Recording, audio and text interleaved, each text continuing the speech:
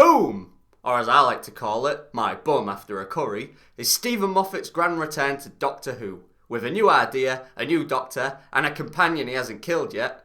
Was it any good? Fuck yeah it was! What a banger of an episode. Literally, this episode opens with a bang. The Doctor and Ruby land on Castorian 3 in the middle of a war between a religious army and a target they can't see. It's very subtle, Stephen. Boom has one simple premise. The Doctor stands on a landman and can't move for the full episode. Where's Harry Sullivan and his rocks when you need him? Without his favourite thing, the ability to flail around like a madman, the Doctor has to rely on Ruby, a dead Marine minister, a child, 2 trigger-happy soldiers, and the power of kisses. I will explain later. I love it when a simple premise is milked for all it's worth. Maybe it's the theatre kid in me, but I love stories that force a character into one location for the whole runtime. It's so hard to do, but so rewarding when it's pulled off, and Boom pulls it off. There isn't much in the way of a story. It basically amounts to 45 minutes of the Doctor trying not to die, whilst everything on the planet tries to kill him. It relies very heavily on sci-fi, so this episode has a lot of babble talk. Luckily, Moffat reverses the polarity of the neutron flow and spruces the dialogue up with wit and charm. I love a good sci-fi concept, and this episode has tons of them. There's this medical ambulance run by a war-profiting company that will kill you if it deems you too injured to contribute to the war. AI is a big talking point these days, and this episode shows how dangerous it is to rely on. All it takes is one glitch or one asshole who is set up, and it can cause more harm than good. It also makes a point of showing that despite it being AI, it's still biased. When Ruby is dying, it refuses to revive her because she's a non-believer. It also condenses your dead body into a sex toy. Okay, it's called a coffin, but look at it! This is my favourite piece of technology in the episode. Technology's main use is convenience, and everything the ambulance does is convenient. Horrifying, but convenient. Moffat's on a roll. He's made me scared of shadows, statues, and now ambulances. Always wanted to feel like an American. The mine the Doctor steps on is a smart man. There's no bomb in it. Instead, it turns the victim into the bomb by rewriting their DNA. The Doctor being a Time Lord makes him equivalent to a nuke. It's a bit contrived that it doesn't go off immediately when he steps on it. He says it's assessing if it has a live target on it, but given we see the thing light his body up, it knows something's on it.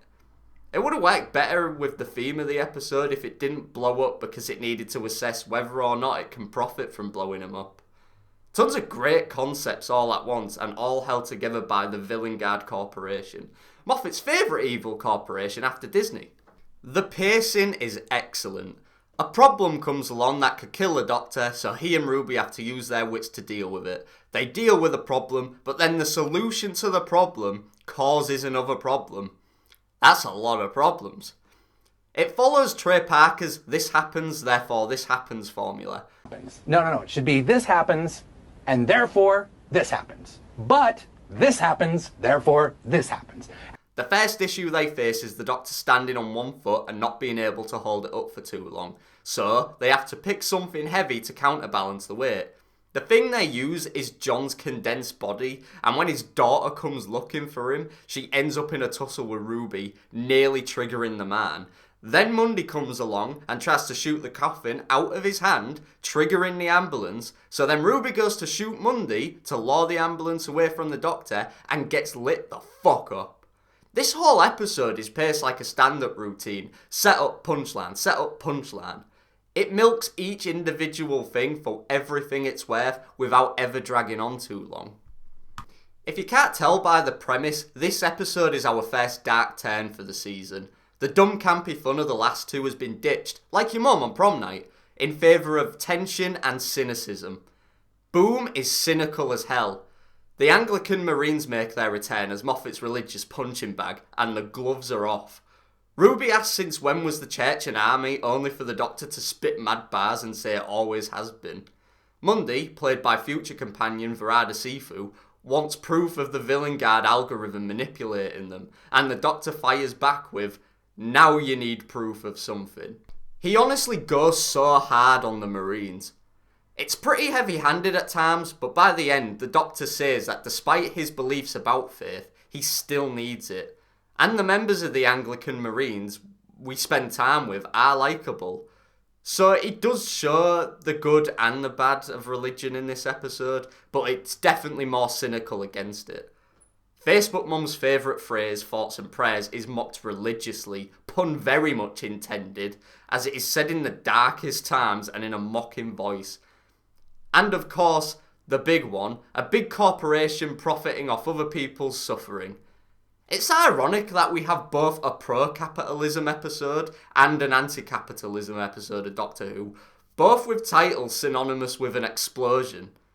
This episode has a lot to say and only a handful of characters to say it with. First, we have John, a character alive for about 2 minutes before being turned into a fleshlight. He's the anchor point for the whole episode. Despite his untimely demise from a case of pink eye, he plays a big role in the plot.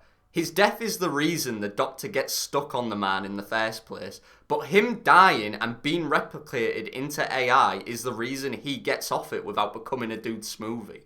It's a really good way to bookend the story. He's a bit one-dimensional as a character, but that's kind of the point. We only get to know the AI version of him. The things we do learn about him do flesh him out a little bit. Okay, bad choice of words. But his love for his daughter was his driving force in life and in death, and is the reason he fights off the villain guard algorithm by the end. He's a series of catchphrases and memories of a dead person, so I can let him be in one-dimensional slide. Can't quite let it slide for his daughter Splice though. She acts way younger than the actresses. Her dad is dead, and she doesn't acknowledge it till the end of the episode. She confuses the AI hologram for her actual dad, and then nearly runs headfirst into the mine, trying to hold its hand. Mundy outright says the Doctor is holding a coffin right in front of her, and she still doesn't seem to register her dad's dead. It's implied in the writing that she is too young to understand what is truly going on. When she mentions her mum, she says she was gathered up by God. She speaks how a 5-year-old would speak, but the actress looks about 10. I think this is just a misfire on casting. She looks too old for the way she is acting. Speaking of acting, I'm not surprised Verada Sifu was asked back to play the next companion. She does a lot with a little. She has that stoic presence that soldiers carry themselves with, mixed in with the pretentiousness of a religious TikToker. Hare and 15 clash a lot within their first interaction, leading to Hare shooting his arm to get him to drop John's casket. She holds the casket of a man who is already dead to a higher standard than a living being. She is such a firm believer in her army and higher power that she is ignorant to manipulation. She goes on a mini arc of slowly losing faith, finding out that the Doctor is a higher life form and could wipe out half the planet if he explodes, has her questioning what she knows. She outright says it's impossible despite being a believer in God. When she is faced with the idea that they are in a war with themselves thanks to the villain guard algorithm, she can't take it on faith and she needs proof. It's both a good jab at the hypocrisy of her religion and a good way to show that in such a short time, her beliefs are being shattered like a love interest. Oh yeah, she has a love interest called Cantor, and it falls flat on its face from the word go. They have 3 interactions with each other, all of them ending with her saying to Cantor he doesn't even like her. It's so unnatural, nothing prompts it in the conversations. It's just said so that Cantor can reveal to the audience he does in fact like her. It's a case of telling instead of showing. It's only there so we can feel sad when Cantor dies. I'll admit, it was shocking when he died, but it's more the shock of it than investment in his character. His love confession just didn't hit. Verada does sell the sadness at the fact that he died thinking she didn't love him back, but a good acting performance doesn't save a weak subplot. We also don't know anything about Cantor other than he loves Mundy. His most memorable moment is when he shoots Ruby. Oh yeah, Ruby is in this episode. She gets shot, makes it snow, then dies for a bit. Moffat just couldn't let a new companion slip by without killing them. I feel like I'm stuck in a time loop with Ruby. Her character beats have been the same each episode now. I don't know anything more about her this week than I did on Space Babies. She sasses the Doctor a bit and is brave enough to hand him the coffin instead of throwing it to him from a safe distance, risking being in the blast radius if it goes wrong, but we already know Ruby is brave. The coffin handover is done on a melody of a song rather than them doing a countdown. It makes sense and it's a good bit of character reinforcement. Problem is, we still just don't know a lot about her. 73 Yards is next and it looks very Ruby central, so please, pretty please, give me some more character for her. The true shining star this episode is Shooty. His performance was captivating all the way through. People say that he has his Doctor moment this episode, but I don't think moment covers it. He feels like the Doctor all the way through. The way he babbles when he's panicked, the snark and the sass he throws at Mundy, his pleading for help when he can no longer talk his way out of a situation, his joy at the end where he starts playing imaginary drums because he can't put his feelings into words, it's all fantastic. This marks the third episode in a row where 15 starts laughing in a situation where he really shouldn't be, and the third episode in a row where he cries. Some fans have said it feels like a bad acting choice, but I disagree. The Doctor hasn't ever expressed his emotions on the level that 15 does. Being emotionally open is new to him, and so he's going to the extreme on every emotion. It's like when you laugh so hard, you cry. You get so overwhelmed with one feeling, your body tries to compensate for it. That's what I get from 15, and I think it's a great continuation of the Doctor's arc of learning to open up. He's learned to open up, now he has to learn how to control the emotions that he's feeling. Moffat's signature dialogue is back to remind you of what a smart little boy he is. It can be seen in the Doctor most of all. Moffat just gets the Doctor like no one else does. I got some serious 12 vibes from Shooty in this episode, and me being a massive lover of 12, yeah, it's no wonder I love this episode as much as I do. There's a good use of repetition throughout the dialogue. Kiss kiss is John's dying words to his daughter, and is also a character trait that tells the Doctor the kind of person he is when he was alive. Then at the end, it's the final words of the Villengard algorithm when he beats it up. John's final words end up being Villengard's final words. It's so poetic. I love it. There's also a metaphor that's used twice within this episode about a beach. The first time you hear it, it just sounds like just something random the Doctor's saying. It just sounds kind of offhanded and like he's babbling. But later on, when he's talking about the fact that he's going to explode, he says, maybe I'll be a beach. Everything's a beach eventually. And it completely recontextualizes the first time you heard it. He wasn't just babbling on. He was describing to Ruby exactly what was going to happen to him if they couldn't get off that man. He just wasn't overt about it.